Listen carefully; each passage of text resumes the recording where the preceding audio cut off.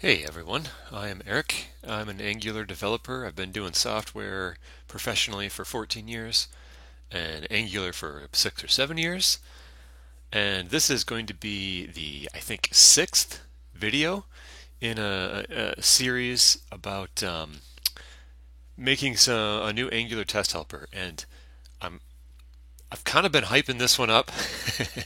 uh, as we've been going along, I kept talking about whenever I left these to-dos that I'm going to come back and make a special video just to do the typing. Um, and that's now. That's happening now.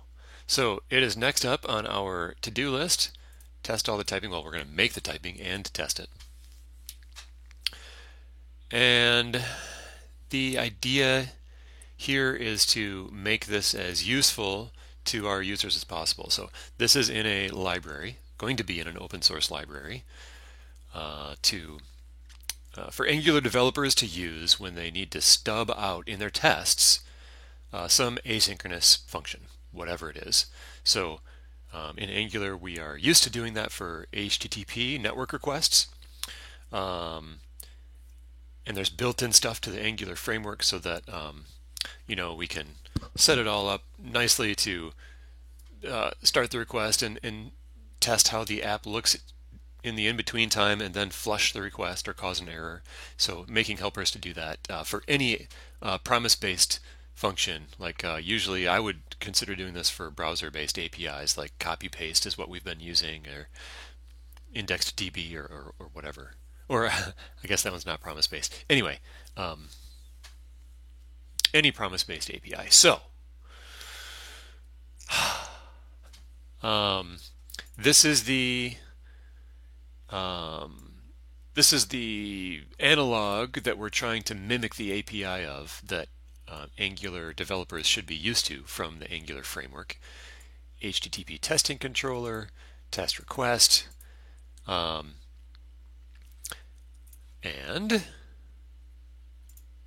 we've already made all the code and tested it for the async method controller in the test call. So, gosh, how shall we get started? So first of all, this is, I wanted to have this all in a special video so I could explain how I not just make my typing but test it. There's a tool called DTS Lint that Microsoft released. Microsoft makes TypeScript, and they make this tool to test the typing of TypeScript code. And I think the biggest user of this is Definitely Typed if you're used to that. All of the Definitely Typed library, what do you want to say, typing augments for libraries has tests written like this.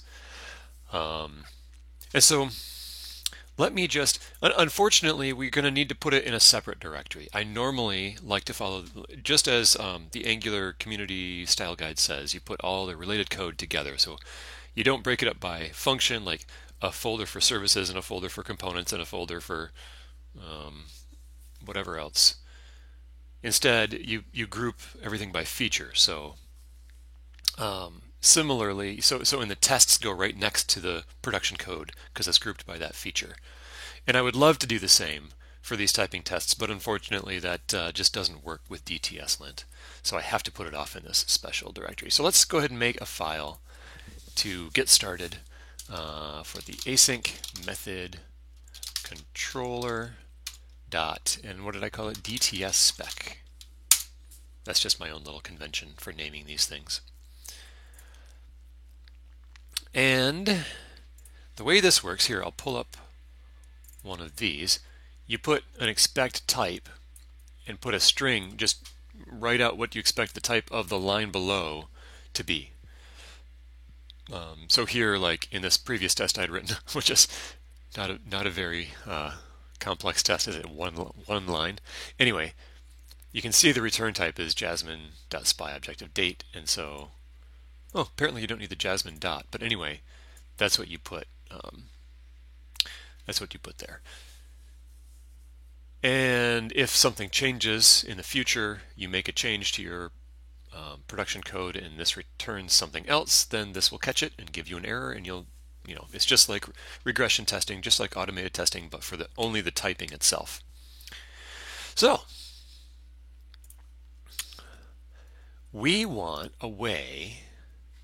Let's just sketch out the kind of typing we want this to have. So, and let me pull up one of the ways we use this in one of these specs here so we can use it. So,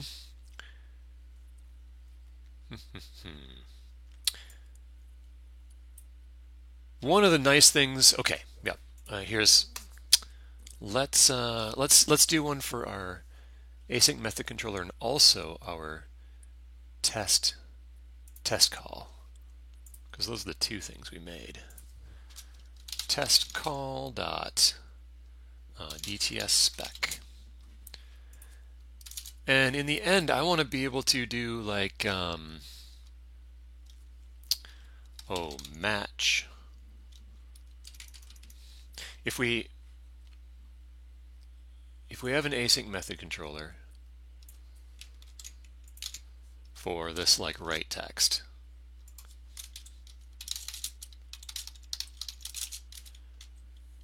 and then we get a match from it,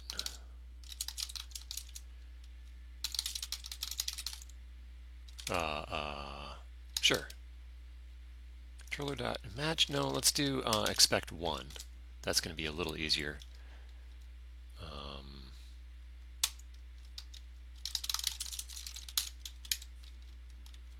Then we are going to want match dot callinfo dot args.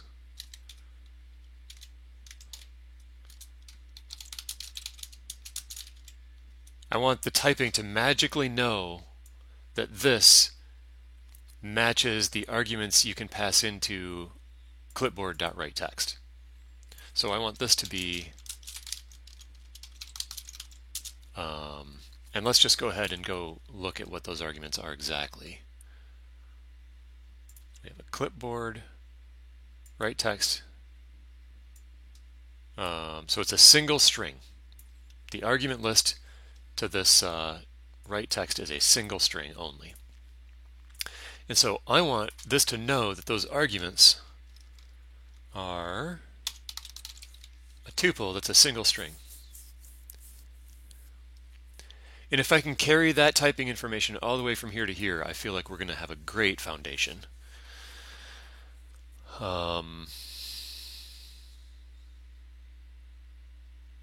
So let me just show you right now, this should certainly be failing. So this is ngdev dtslint.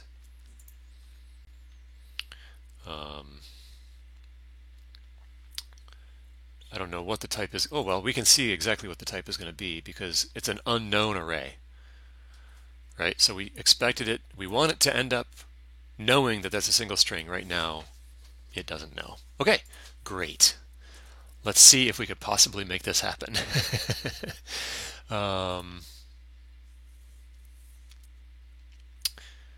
So right now, my async method controller knows that we've got a clipboard object and a write text key. That's a start. And then my match object doesn't have any typing at all. So maybe we can start by getting this expect 1 to return a test call with some sort of, make this generic somehow. And what generic info do we want on this guy? We're eventually going to want to know what value we can pass to flush. In fact, let me just make a to-do for that. Oh no, I can just follow each of these to-dos. Okay. Well, I'm still going to feel better because I thought of this right now. To do make flush and accept an argument of the return type. Right, so we're flushing the return value of the type of thing that the promise will resolve to. In this case, the write text. So it's going to be the thing wrapped in a promise that write text returns. So in our case, it would be well, void. So maybe we'll do read text for that test and have it know that it should be a string. All right. So we're going to need to make this class generic so that that's where we can get the return type. But we're focused on the argument type here, which would be what goes into this call info. And what can we give call info for? We give it an actual function, so it needs to know the function type. And if we can make this know the function type,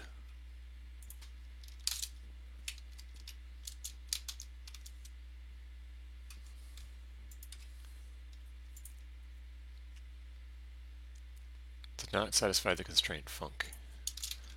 Extends func. What is func? Jasmine.func. And what is so special about Jasmine.func? Oh, it's just any old function. Okay, I don't want to. Well, do I want to use Jasmine's typing here, even though this is a simple, I think.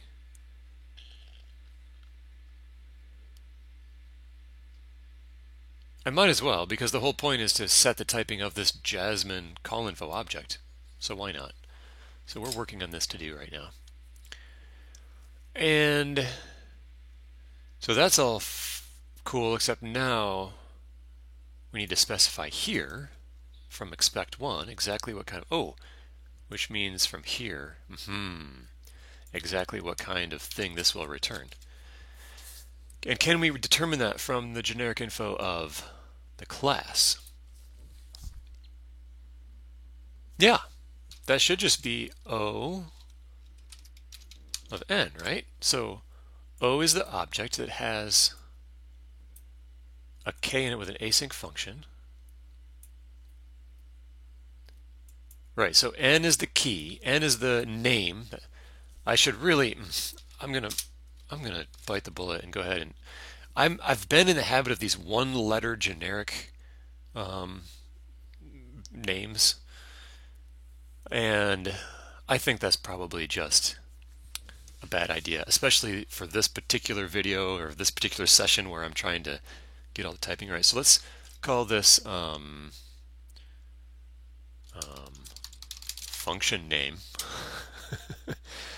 and let's call this the wrapping object. I mean,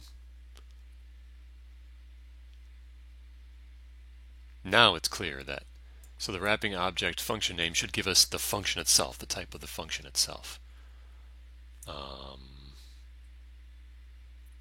So, gosh, I wonder if that was even enough already. We've got an error here we have to fix, but what's the type of this now? Look at that. It's a, I don't know where that data comes from, but anyway, I think it's a string. Play. Let's see if that passes. The tooltip in WebStorm doesn't always show the same string as the types. Oh, I'm going to have to fix this first. Okay. It doesn't always show the same thing as what will show up in DTSLint, which I think is going to actually match what the TypeScript language service returns, which is going to match what people see in their like VS Code editors and other editors other than WebStorm. But anyway, I like to do the official TypeScript language service version, and I think WebStorm is great, but I do wish they used just the standard language service for their typing information. And so this is going to be the same thing. Wrapping object function name.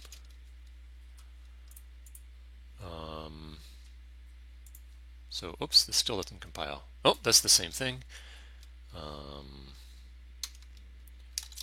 Wrapping object function name. Oh, that's the type. I obviously should be copying this so that I don't have to retype it every time. And then finally, here. Nice. Now, I've never found a way to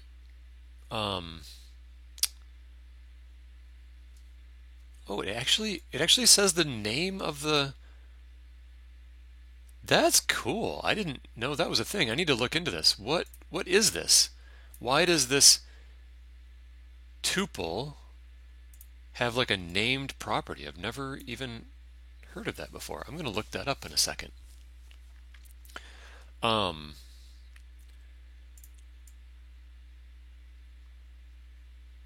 I'd rather not repeat all of this in what was that, like four, one, two, three, yeah, four places. But I don't really know if there's a trick, because I don't think, if I could define a type here, um, type, test call type equals this, that's the kind of thing I want. But this is not valid syntax inside of a function. I could do this up here, but then I don't have this available to me anymore. Right, function name and wrapping object aren't, they exist inside the class. Maybe, no.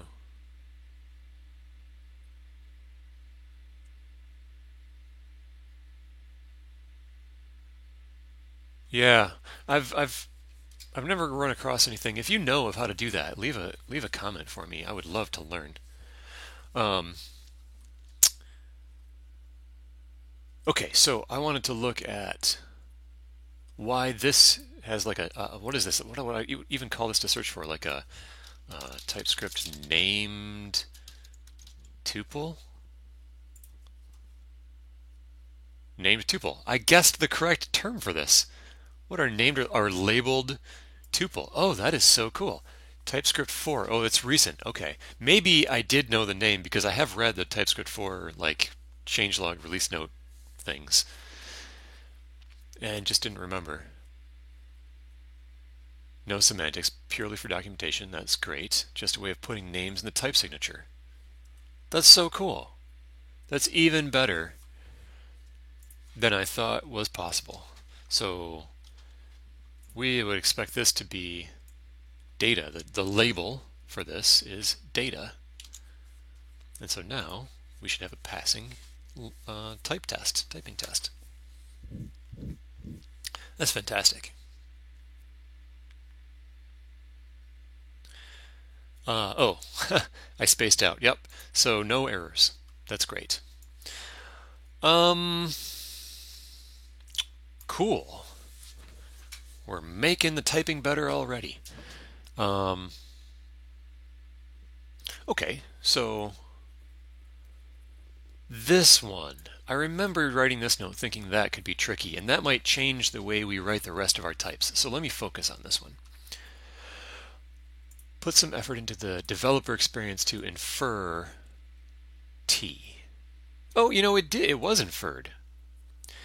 I didn't have to specify here anything.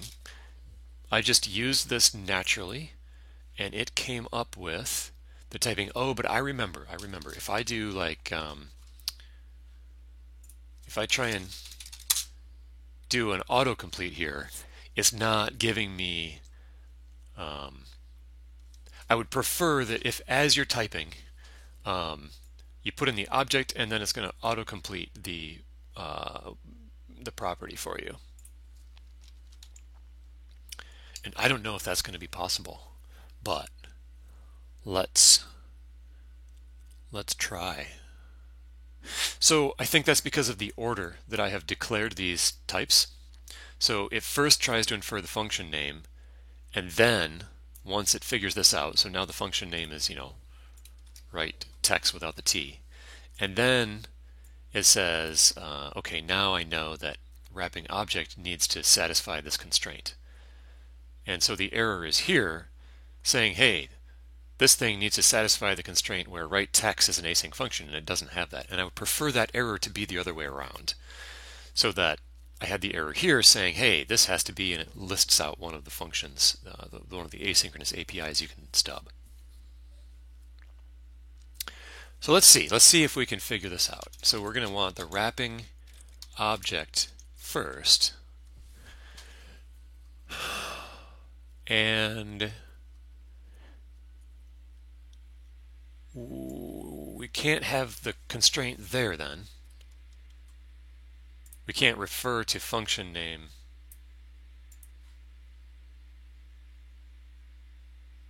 Oh, interesting. Maybe it's not the order of this, but it figures out that you have to know this first before it can figure this out. So maybe the order didn't matter. But anyway, we need to switch this up so that the constraint is not here, but instead function name extends. So we need to be the keys of wrapping object that have a value that is an asynchronous function.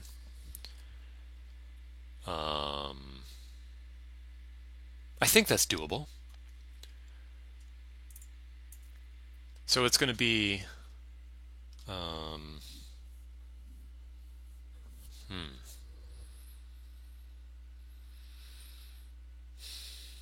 So if I can write something that's like pick async function keys from wrapping object, I now just have to figure out how to actually create that type, right? So let's do that. Just sort of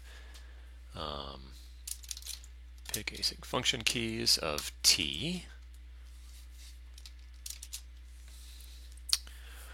Oh, this can get pretty wild, some of this typing, and I suspect that this is something that not a lot of TypeScript developers get into, because they're usually in your day-to-day you're consuming typings that someone else has created or using the inferred types. But I've done a lot of work on these open source libraries where I've tried to pick up the skill.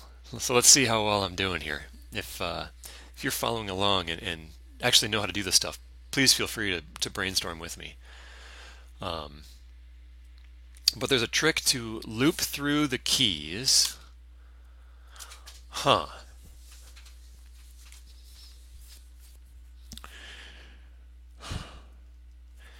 Let me just sketch some things out without talking through it. I'm sort of at the edge of what I know how to do confidently, and I have to give it some full focus here, my full focus here for a second.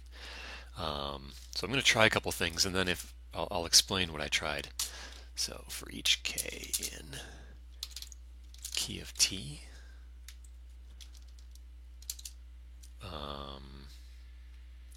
tk extends async function, k never,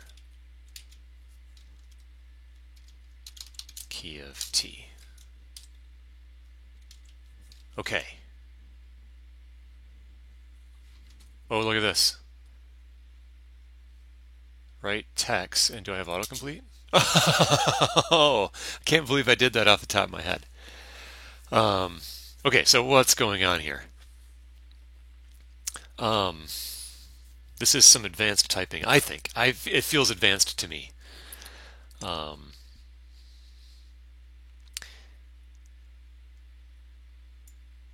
There's like 3 different techniques all smashed together to make this happen.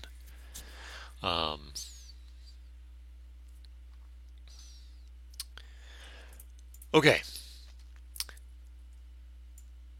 This is the first. So we want to grab all the keys. Logically, the flow here is that this grabs all the keys out of T. So in this case, T is what? A clipboard object. Let's pull that up. Clipboard object. All the keys out of T, which is read text, write text, and then everything in event target. Add event listener, remove event listener. So all those strings. In fact, here, let me even show you like this. Let me build it up step by step from here.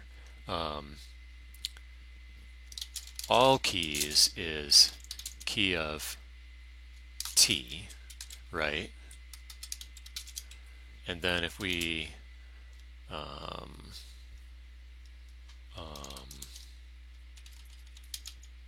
declare a constant, which is let's just do Let's have another type for all keys of clipboard. How do I get a hold of this clipboard?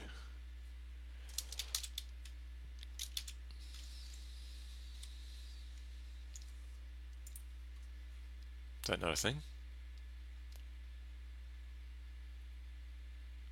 Oh, type type test type.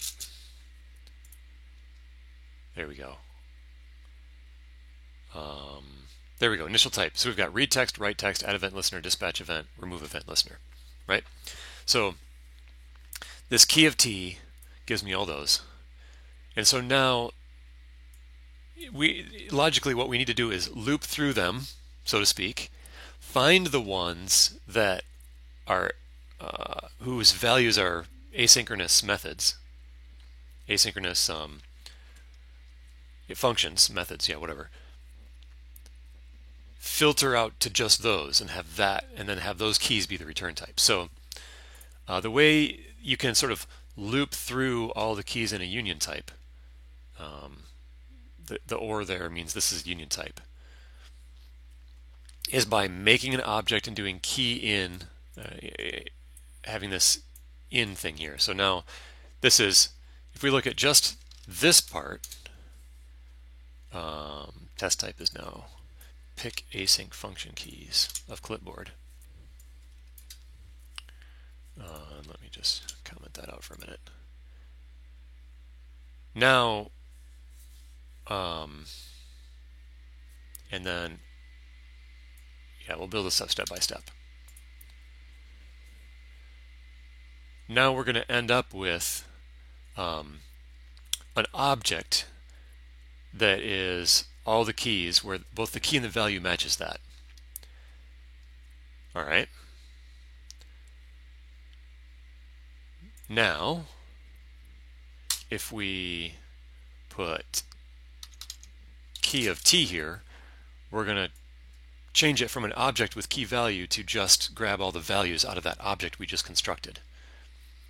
So now, so far, we're just back to our original union type. But now we've sort of looped through it and then pulled the results back out. So now here, I just have to filter out the ones so it only gets the ones that are async functions. So that's why I say if T of K extends async function, then that's good. We want to return that one. Otherwise, filter it out. And so then you use this trick where in a union type, if you have that never there, it gets dropped out of the union. And so in the end, read text and write text and read text are the only keys of clipboard that are for asynchronous methods, which is exactly what we wanted for our nice developer experience over here. So that if I want to do autocomplete, what can I stub? One of those two. That's great. Can I write a test for that? Because that would be real nice.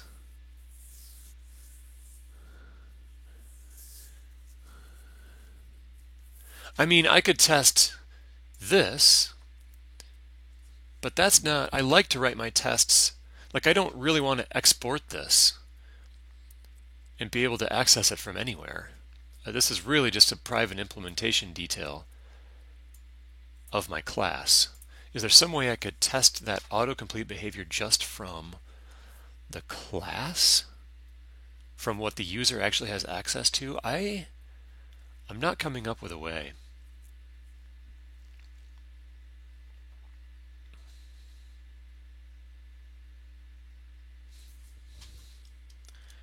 I'm going to rename this. Sorry, I was just staring at it. Async, and these are really methods. They're not just functions, they're methods because they're on this wrapping object. Okay, well we did that. I can't think of a test. If you know how to have an idea for how to test that nicely, please leave a comment. I'm going to move on because I'm pretty happy that that worked out. Okay, awesome. Next up,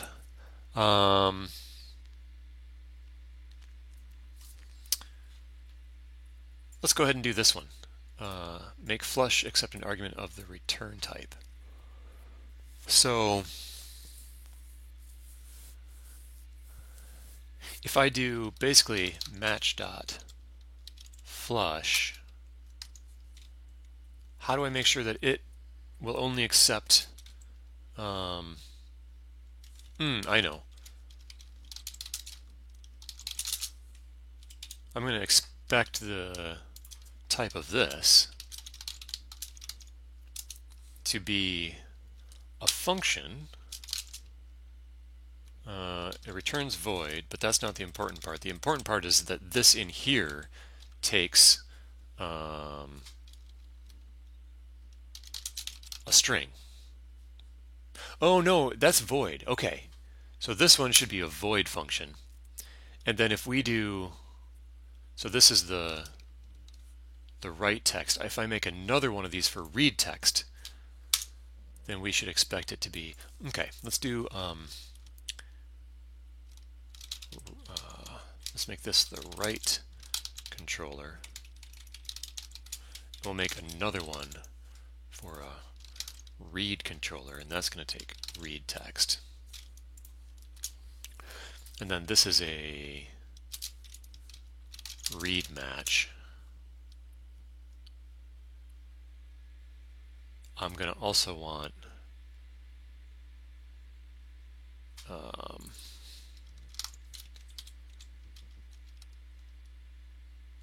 similar thing here. Let me just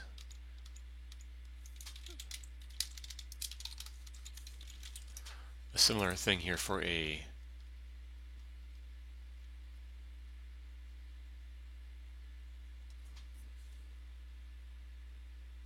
oh, I thought there was something weird there. This is the write match. Sorry about that. Let's do a read match. Let's do the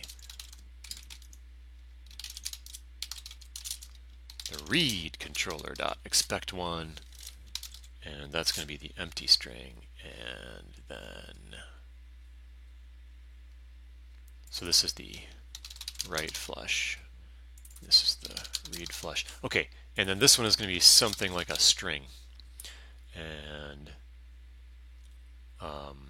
right now it's taking value any, so that's obviously not what we want.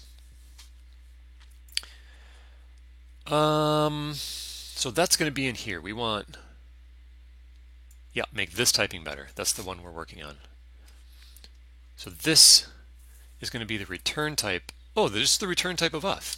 Return type of f. Return type of this function, because we set up that generic, should now be, oh, no, we have to unwrap that promise. Okay. Doesn't TypeScript have a nice, like,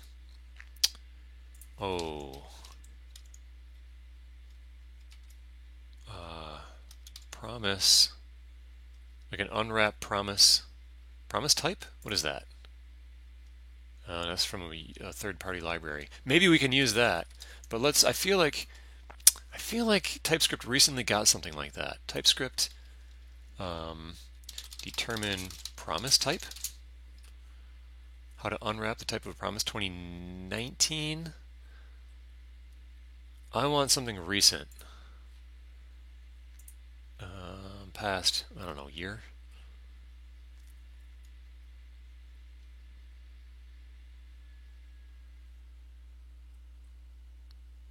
What is this? Turn value from dispatch. Is this specific to promises? No, I don't see anything interesting there.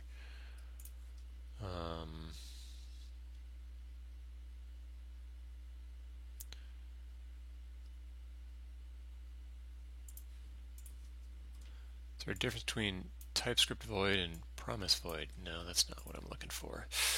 Oh gosh. Oh, let's go find. So a library I like to use is called utility types, and maybe if they have like a function in that library that is now sort of redundant with a built-in function, that might be documented. utility types, TypeScript.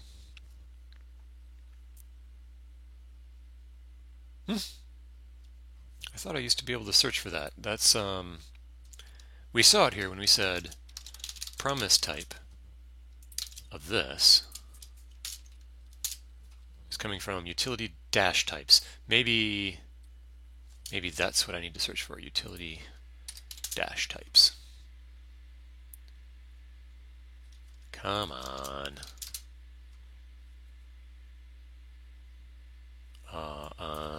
In GitHub. I used to be able to search for this easily. I wonder if it lost some Google juice. Have you heard that term? How Google juice is like how high Google ranks your website. You have a lot of Google juice. Google's ranking it high.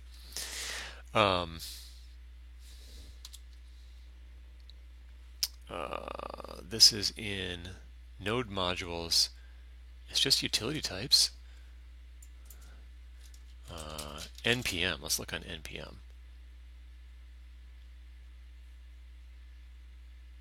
Unbelievable. Let's search directly in NPM.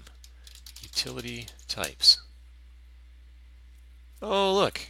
Wow, that was really hard to find. And now we can go to GitHub from there. Okay.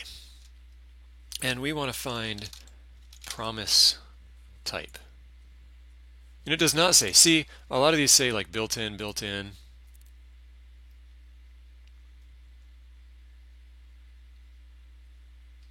And this doesn't really say anything like that. I'm just going to search 1 minute longer and then just use that utility function if I don't find anything. Promise generic type. Can't infer promise type. Ooh, this is from 2020.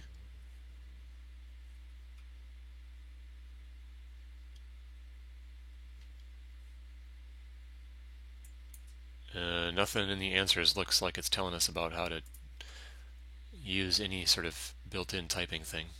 Okay. We'll stick with that.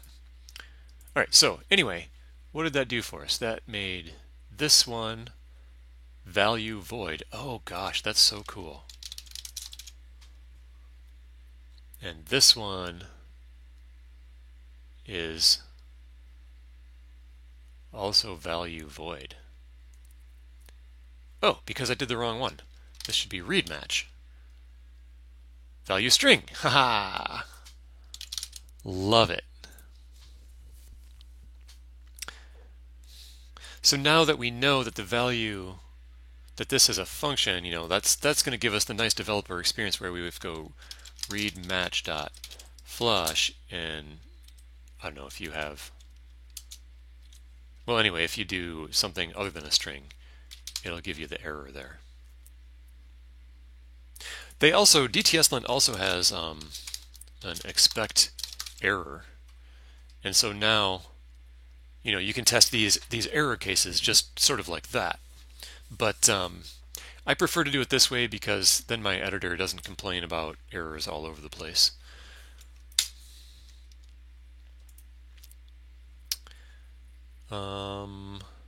Let's go ahead and do this for write args, and let's do it for read args as well. I feel like it's a nice showing that the typing works is truly dynamic. Read match should be what, like an empty, a tuple of length 0? Yeah, lovely.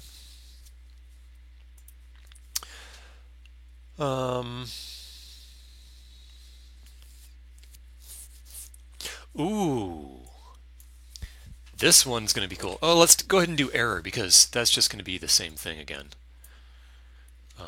So let's write failing tests and then passing tests. So this is going to be write and read error, error. No, wait a minute. That to do is wrong. That actually should be any. Because promises don't have, you can't, TypeScript's TypeScript's typing for a promise.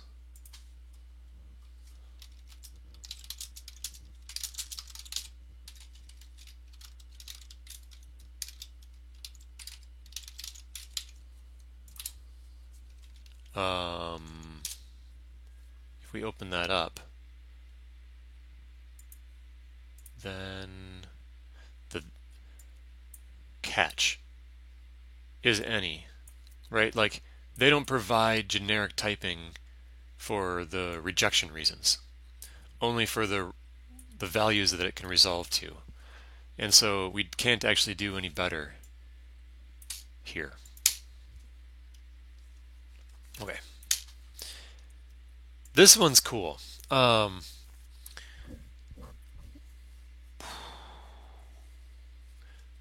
This is a deferred.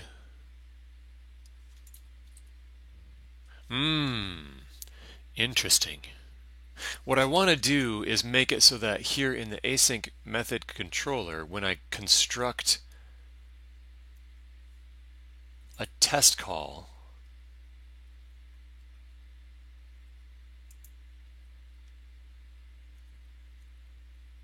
I don't have to pass it. Oh, I'm already inferring everything nicely. But what is this deferred any? This should actually be a deferred of a specific type. If I want to be real,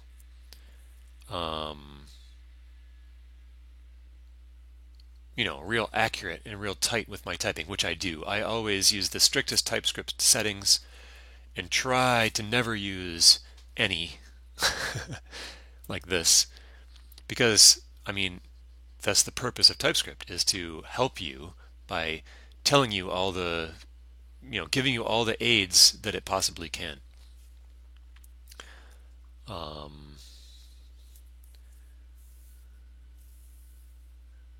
So this should give me an error, because it shouldn't allow like an unknown thing to come in there. So that if I try and use this and I pass in a deferred of the wrong type, it's gonna tell me. So that's what we're doing with this, and the type that I need to put in there is the same as this.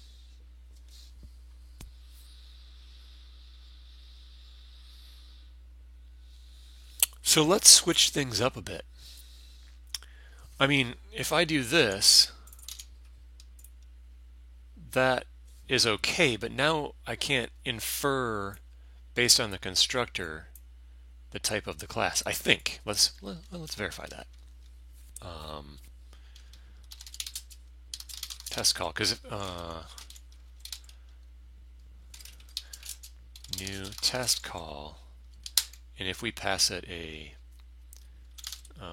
deferred, and if I make a deferred, which equals a new deferred of type string, then I want TypeScript to know that, this is just jasmine.func. It hasn't kept that string info in there. So like if I call tc.flush, I think it hasn't picked up on the fact, fl is any. Oh, tc. Yeah, that didn't make sense. tc is unknown. So it was not able to infer the type based on what I passed in. But if I switch things around, I think I'll be able to. So let's just make this a straight up return. What do you call that? Resolution. What do we call this in the promise? The value. It's the value that the promise resolves with. It's a resolve value. Value type. None of those seem very descriptive. I'll just stick with T for now. So then deferred is going to be a deferred T. The value is just a T. And now this picked up on the fact that it should be a string. That's great. And then um, we can construct this out of. Oh no, what we lost there was all the argument. This now can no longer know what all the arguments are. Oh.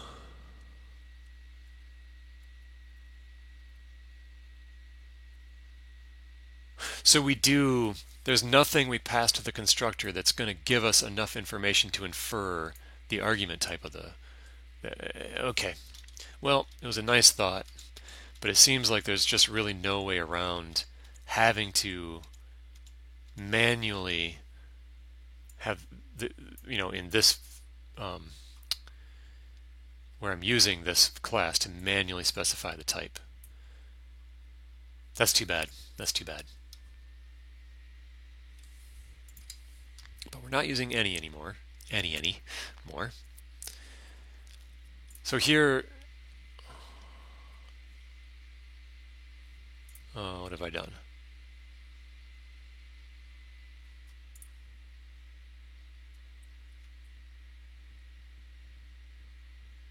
Oh.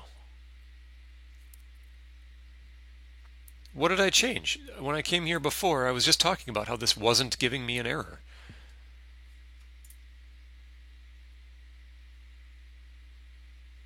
Huh. So if I make my deferred what I know it should be, which is one of these, no, which is, oh wow, going to be a crazy looking thing, which is the promise type of the return type of that. We will see if we can simplify that.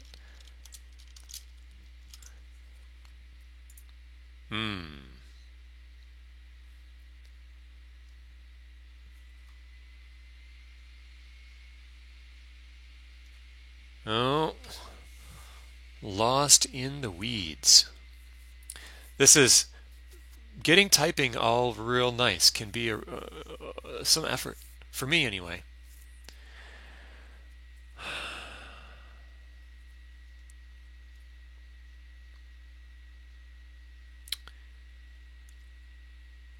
The wrapping object function name should now be a function that returns a promise, because that's how we set up all of our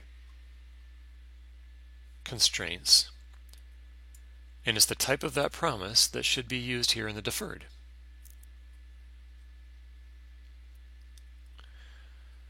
And we're saying the return type of string is not assignable to promise any. And why does it think that this is string?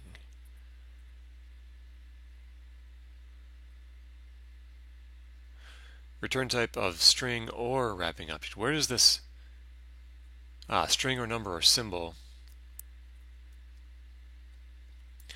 is somehow thinking that it's lost the constraint that function name, it's thinking function name can be any key of wrapping object, could be any string, number, or symbol, and it's not carrying the generic through down to it.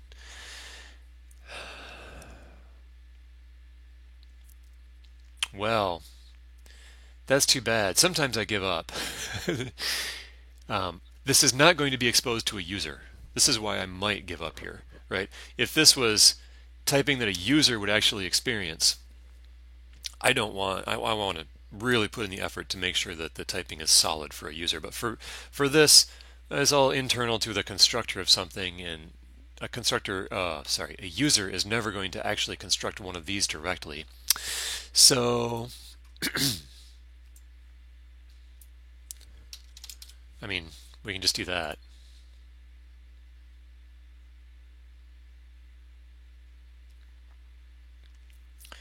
And move on with our lives. Unfortunately, that might mean I can't get rid of this one.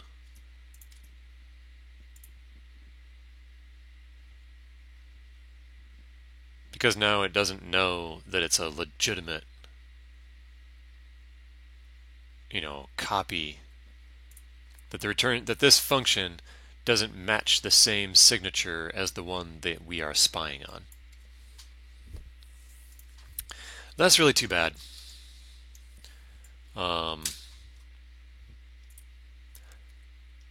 leave a note to myself.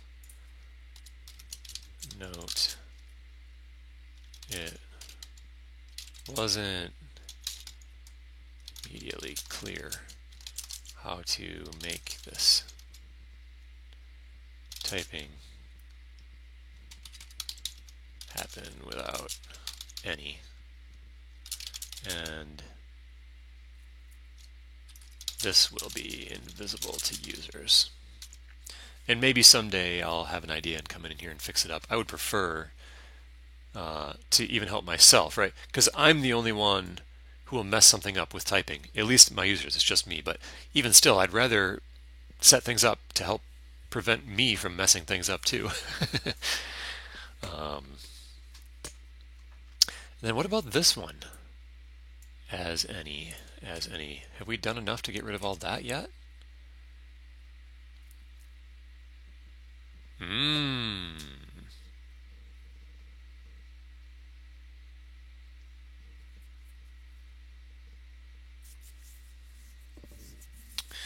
Yeah, it's too bad. I guess I don't really feel like today digging into exactly what's going on here. I've done a lot of digging into how all these type inferences work and constraints in the past, and if I feel like you'd have to actually be like a contributor to TypeScript itself, have that level of knowledge of how all the typing works to be able to do some of the things I wish I could do.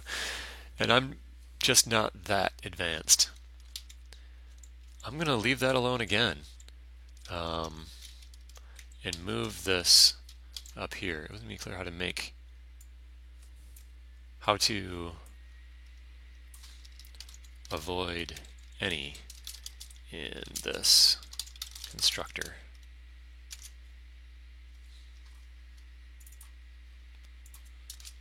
So I give up for now. Okay.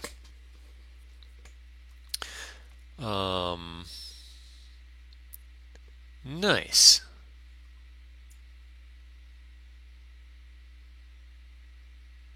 Something to do there. Here's some more any typing to try and figure out. Yeah, this. These are in private. Are there any more public-facing ones for me to work on right now?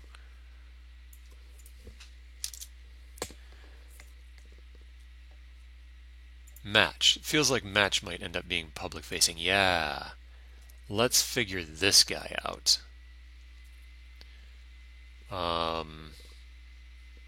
So for that, I want to make it so that when a user calls, like write controller.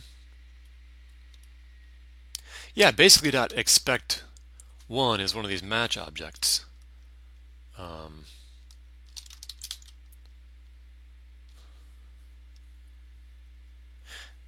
And did I fix this part yet? 1, 2, if I pass in 2 arguments there. Right, that should be an error. So I got to work on this. This, write text only takes the 1 argument, right? So I'm going to put that even up higher. I feel like it's a higher level thing. So write expect 1 equals write controller dot expect 1, and then I want to expect the type of that to be something useful.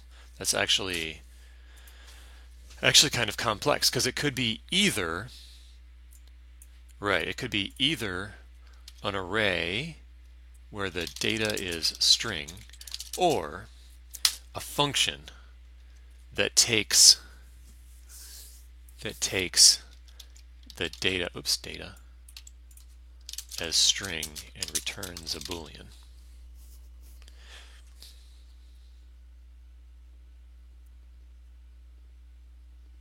Oh no, it takes a, oh my gosh. It takes a call info, which is a call info. Oh wow. Whose type is a function where data is a string and it returns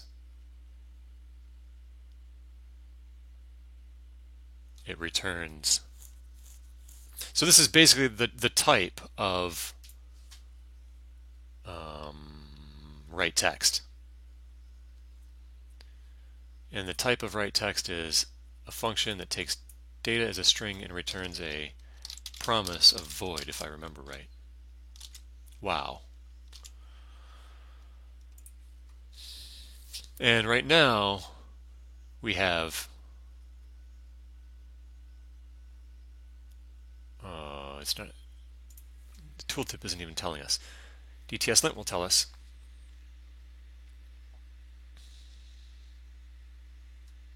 Yeah, just not even. I want the parameter. I'm just trying to test the parameter of this right now. So parameter type of this.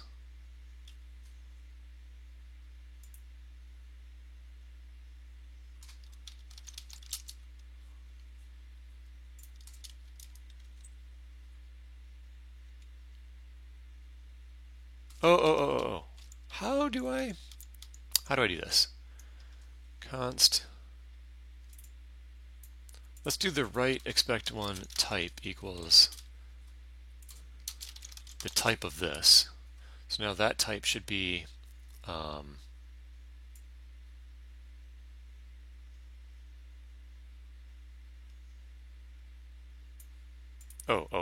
type.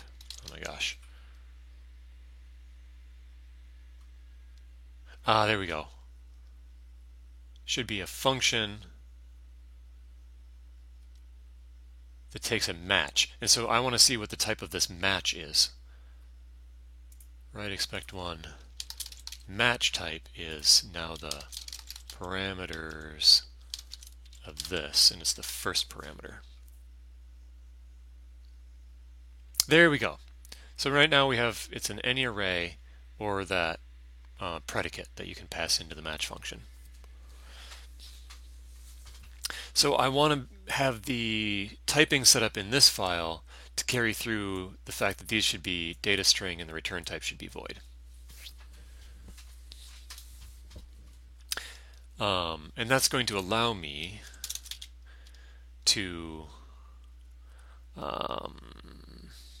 when I do write controller dot expect one and try and pass in this match argument, it's going to allow me to, have 1, 2 to be an error like we were saying. So this is, I'll just write this temporarily just so we can see why I'm writing all of this. Expect that to be an error by the time we're done with this. And we would also expect, this, if we do a predicate, the predicate version, this should end up being, what did I say, matching, like arg1, arg2, and returning, I don't know, a new date. There should be lots of errors here because we should expect this to be a single call info object. Call info here. Sorry, I'm struggling a little bit. Give me a second and I'll show you something that I think should be useful.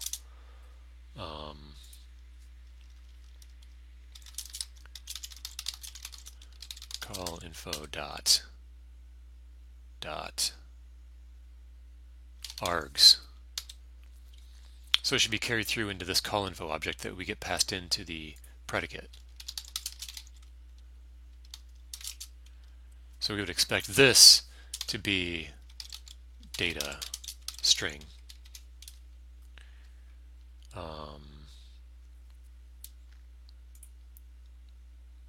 And then this, yeah, we're expecting this to be an error because the return type needs to be a Boolean. And right now we're not returning anything. So there's all kinds of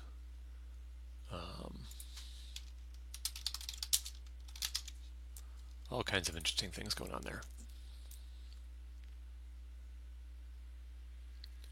All right.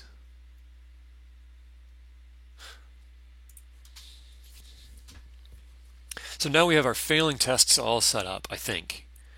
And if we can make this generic such that all these any types are actually what they should be, I'm hoping that solves these two. So match is going to be a match of, let's get our same constraints in here that we can play with.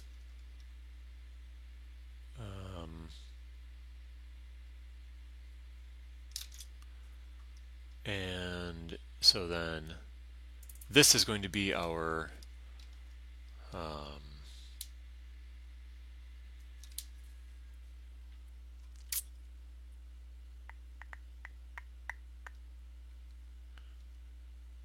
parameter types. Let me write this out one more time, then we can extract it. So the parameter type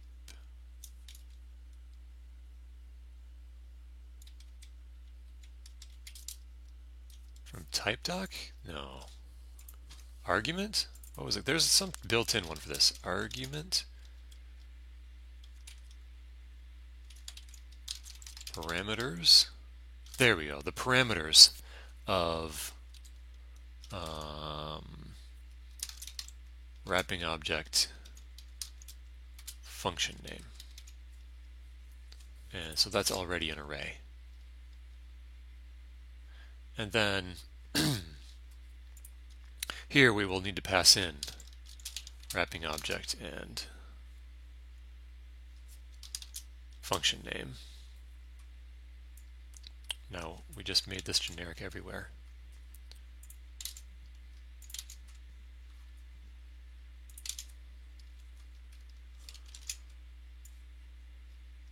And now, we got our error here because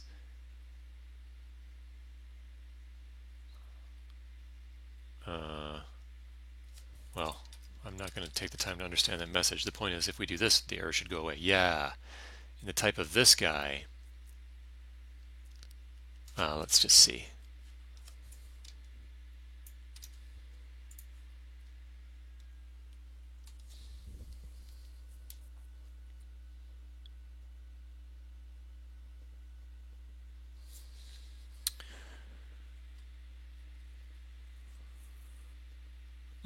It's not expanding that type for us.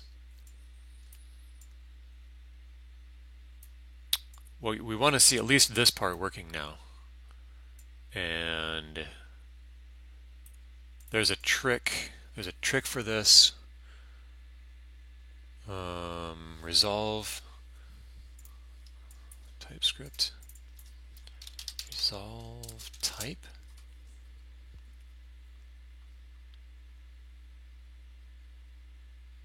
Oh, let me just see if this would answer the question I was searching for before. Let me just see if there's an up-to-date answer from a recent version of TypeScript. No. Okay. Or expand. I've done this recently. Let me find it. I think I did it in interfaces in microdash. Did we have some sort of expand type or resolve type? Evaluate. This guy. This is just a little trick. I'm not going to explain it. I'm just going to copy it into here for now. So that if we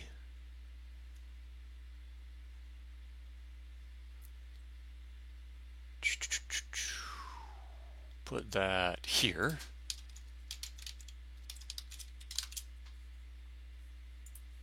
I think that could at least show us if it's expanding to the right thing. Oh. Um,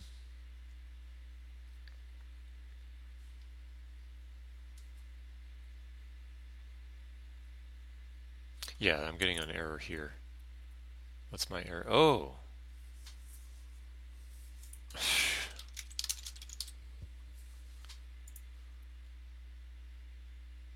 That hopefully will go away by the time we're done.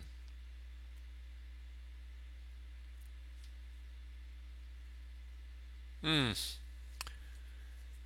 Oh, I've got an error here. Oh. Um, this dot match. Okay, so okay.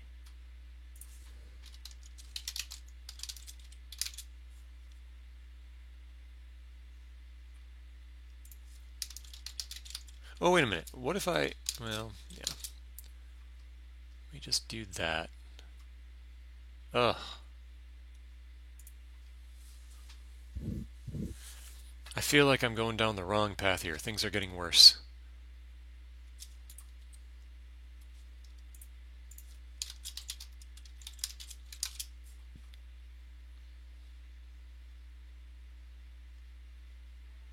When we evaluate that, that's just not working here where we don't have the values of the generics. Okay. Sorry, folks. Oh, I know. Maybe I can move. Maybe I can move this into here. And then evaluate it there where we have all the generic values actually filled in.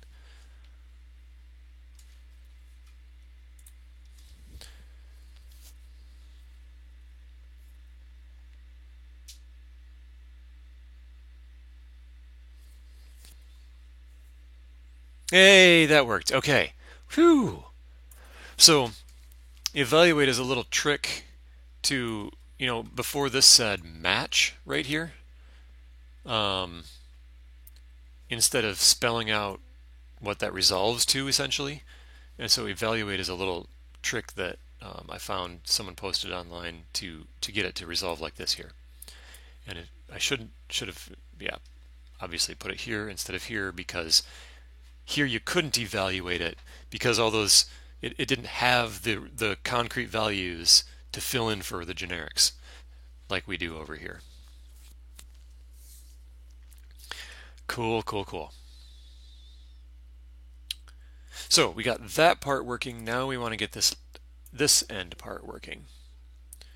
So here we have an any. Are we going to be able to get rid of these any's? Maybe evaluate doesn't work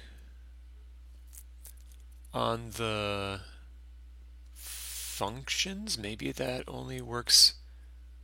Looks like that's only going to work in the objects. So we might have to take this away again to test that we're getting the any's replaced with the right thing in here.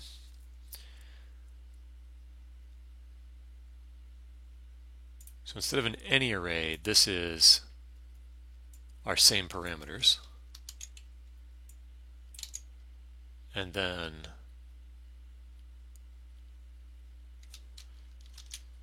instead of returning any, oh, right. This is just, we can simplify that to just this, the call info object of the function type. Let's see what that does for us.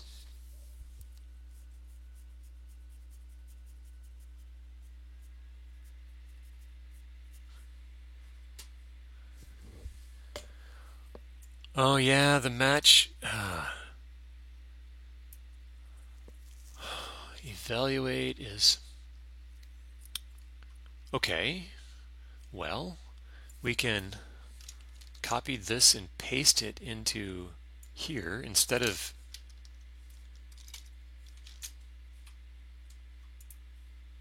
just for an experiment to see if we've actually even got the typing correct. And then if we do, we could think about how to avoid repeating that everywhere. with in a way that is also still testable. Okay, we're looking pretty good. We just have an extra set of parentheses around this guy.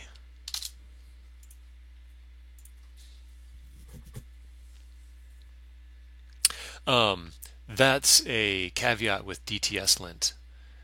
It doesn't actually test the equivalence of the type here versus here. Otherwise, even that matches might have worked out.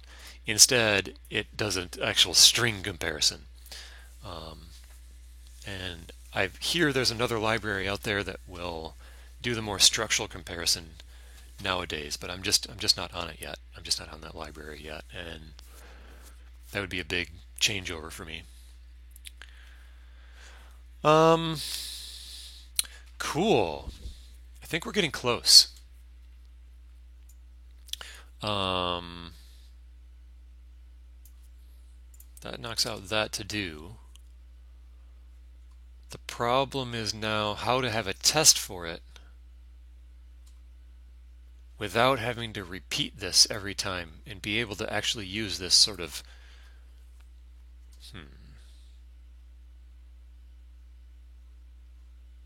this helper type.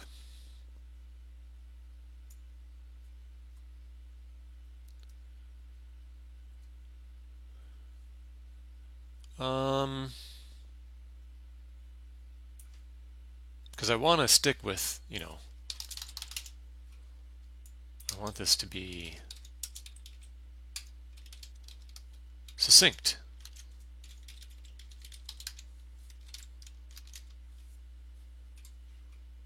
That was what, a match? Yeah. I repeated this how many times? 1, 2, 3, 4, at least 4 times. I don't want all this typing repeated 4 times. And now that I have everything, let me just try evaluate one more time. Evaluate.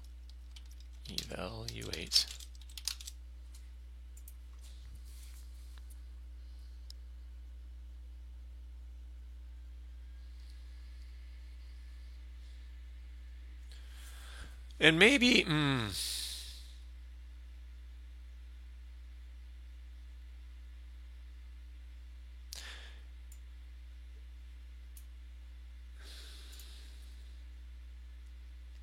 maybe I just need to make this evaluate smarter, because right now it handles objects nicely, but it's not handling a function. So maybe I can just, I don't know, dig in. So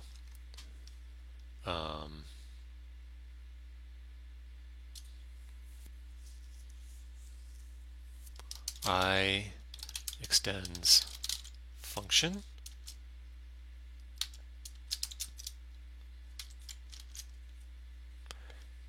I have a feeling that's not going to do it for us.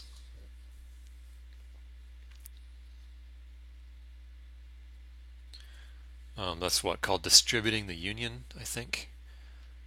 And yeah, now that just got us, because I extends function, because one of its values can be a function. It's just returning it and never distributing that union out.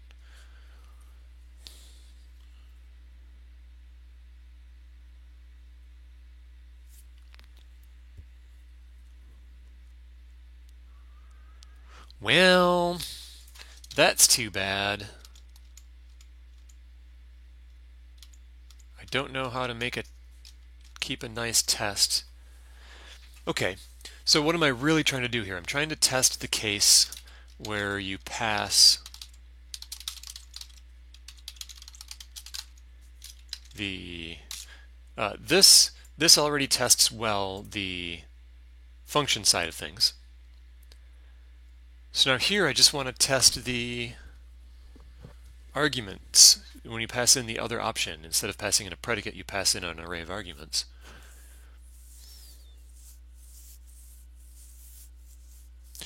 So honestly,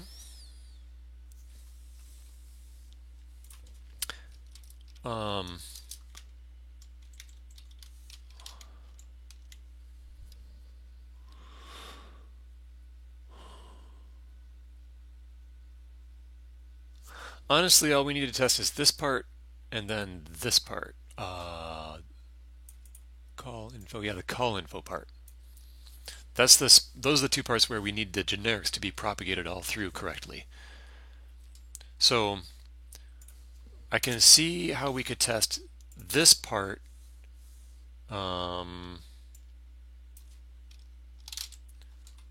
here.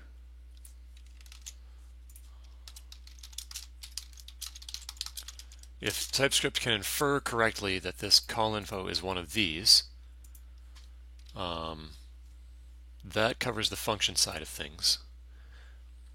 And then, how can I do this? How can I do this one?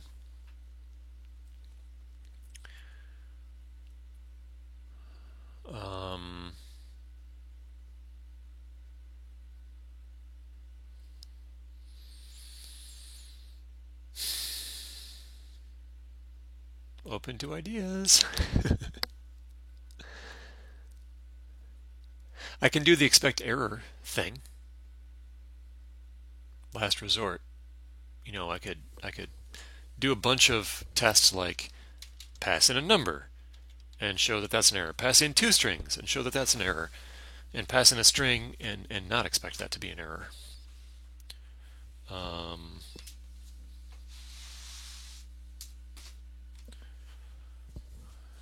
Or how about, okay, yeah, this is not great, but how about I just do that what I had before, evaluate, and just go ahead and expect it to be that weird empty object. And at least we're still showing this part works right, and then the second test shows the second part works right. I don't love that, but you know what? It's the least of all the evils of what I've thought of so far.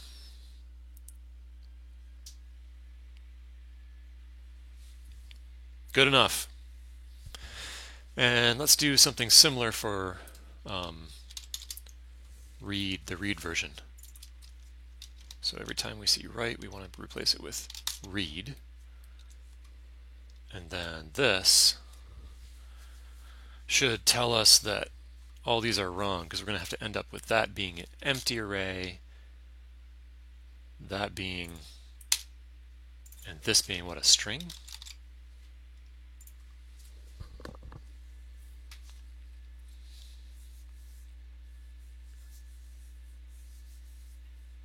Yeah, okay. Cool. Well, that was a struggle. But we sort of were victorious. We were badly injured, but still won. We'll say that. Okay, any other to-dos that have to do with typing on public-facing things that users would actually see? Oh, well, that one doesn't have any, even though it's private.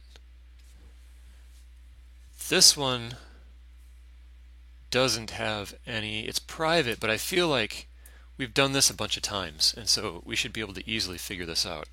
Parameters of wrapping object function name. Too many brackets. And then this is the actual function itself. That's the actual function itself. So we got rid of any there, and since we didn't get any TypeScript errors in this file, you know, this can only be used by this file, so I think we must be working out okay. That's not to do with typing. That's not to do with typing. Ooh, hey, that was all of our to-dos that have to do with any. Oh, right, except for this one that I chickened out on.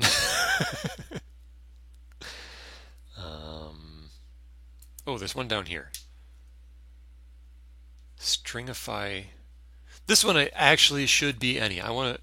This function. The point of this function is to take an array of anything, and it shouldn't be constrained. It can take an array of anything and turn that into a string. So, wow, that is great. That's fantastic. So there's the long process that I go through when I want to make the typing for my library really solid for users. I'm going to call that good. Let's make a commit. We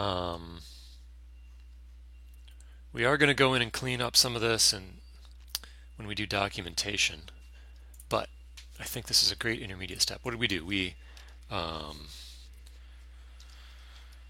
make fancy typing for async method controller.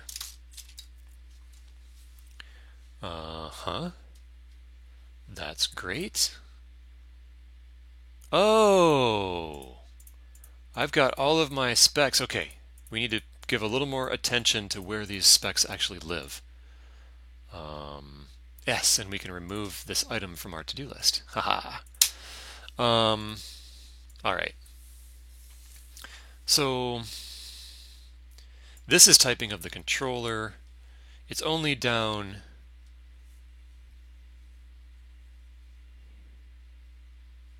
Where do we deal with the typing of the test call? Did we not even get any? Yeah, where do we test flush and error?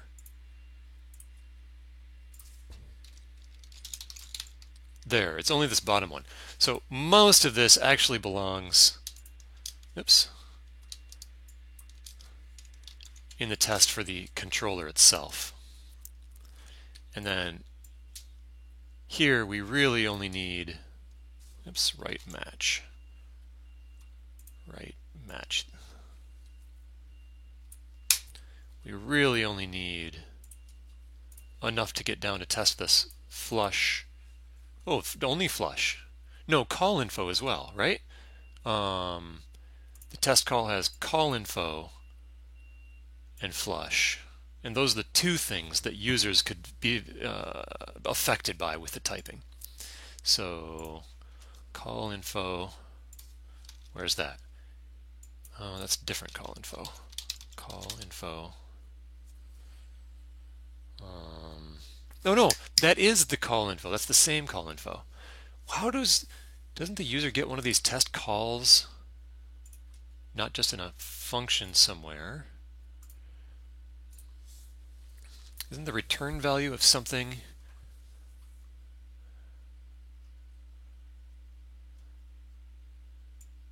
an array of test calls? Yeah. Oh, and okay, so there's where, yeah. Here's where we're testing the types of this test call itself. Okay. So all of this also belongs over here in, oh wait, did I already, oh, I already copied it over. I just didn't need it over here anymore. So this is the actual, the match is the test call. There we go. That's why I was so confused. So this is going to be the write test call. This is going to be the read test call. Oops. Yes. Love it. Okay. So not only do we have all of our tests, but they're actually in the right spot. And this is why we go and review the diffs before we commit, because there's so often little things that I lost track of and need to fix up. Great. I am happy. I'm very happy. Normally I would put this work in earlier on in the process as I'm going through writing all the things, because it just helps me as I develop. Even the test helpers themselves, it would have been great to have that typing locked into place without writing to-dos everywhere and working around casting to any and that sort of stuff. But, oh, and I don't need this evaluate in here, or the hidden. But I wanted to make this one session. It'll be a video on YouTube later, or maybe now if that's where you're watching it. so that if for anyone who's interested in seeing the whole process of making solid typing, there's just this one video to come look at. So anyway, um, we're going to call that a wrap. Commit and push. I will leave a link to this code in the comments at the bottom if you're on YouTube. In the description of the video. Thanks for sticking with me all this time.